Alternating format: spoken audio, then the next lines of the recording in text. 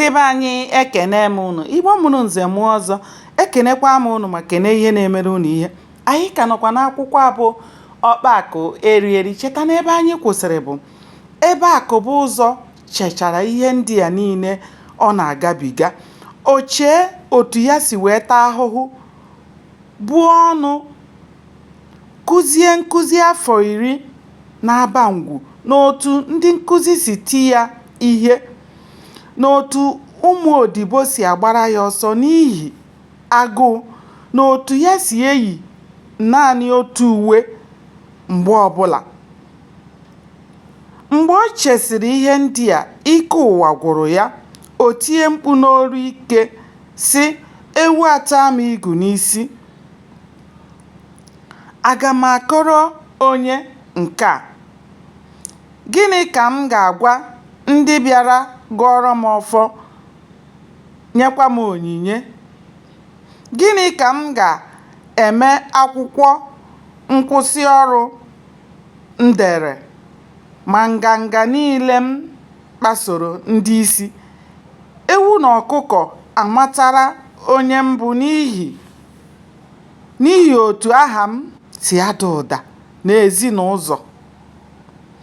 Kama dibịa ga-eri arịrị, ya ewere ụkwụ ya sowe ndị mmụọ na ndụ. Ihe a mere Akụ bụ ụzọ sepụrụ ya nnọọ ọnụ n'ara. Ike niile o kere n'okorobịa aghọọla ihe efu na mberede. Site n'ụbọchị ahụ gawa, agwa ya agbanwere n'ihi na onye adịghị ka ọ na-adị anaghị eme ka ọ na-eme. Ọ matara nke ọma na ihe asịrị emeela.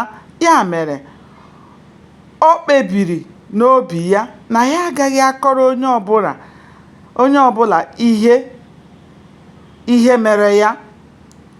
Ọ chịkọtara ego dị mma na ndị mebiri ntakịrị, ma site n'akwụkwọ o jiri depụta ego, ọ chọpụtara na nke akịka tara karịrị nke dị mma ugboro abụọ. Nke a pụtara na ọ ga-achọzi ọrụ ọ ga-arụ afọ ole na ole ka o wee kpachitekwa ego ga-ezuru ya ịga ala bekee. Ọ bụ ihe a ka ọ na-eche ọ ga-eme.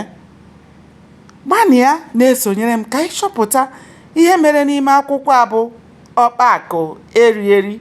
Aka m bụkwa nwanne ụnụ nwaanyị, Oriakụ Uju Anyanwụ. Ndewonu, ka o mesịa.